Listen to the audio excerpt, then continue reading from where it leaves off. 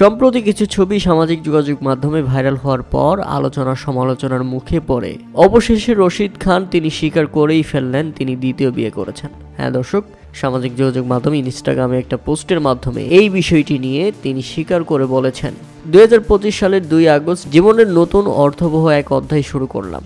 আমি আমার বিয়ে সারলাম, এমন এক নারীকে বিয়ে করেছি যিনি ভালোবাসা ও শান্তিতে আমার জীবন একেবারে ভরিয়ে তুলতে পারেন।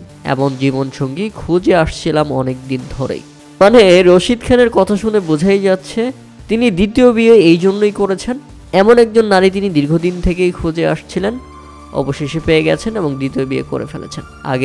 আগের যে নারী সঙ্গী তিনি পেয়েছেন তাতে তিনি খুশি নন, অথবা প্রথম স্ত্রী রশিদ খানের জীবন ভালোবাসা দিয়ে ভরিয়ে তুলতে পারেনি।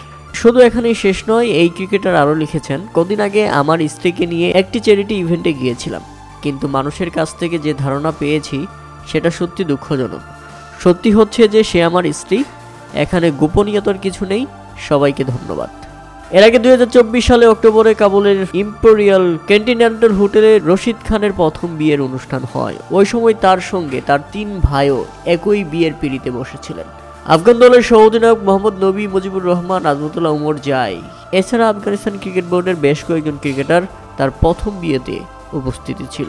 তবে 1 বছর যেতে না যেতেই রশিদ খান আরও একটি বিয়ে করেছেন। দর্শক, রশিদ খানের এই বিয়ে কাণ্ড নিয়ে আপনাদের মতামত অবশ্যই আমাদের কমেন্ট করে জানাবেন।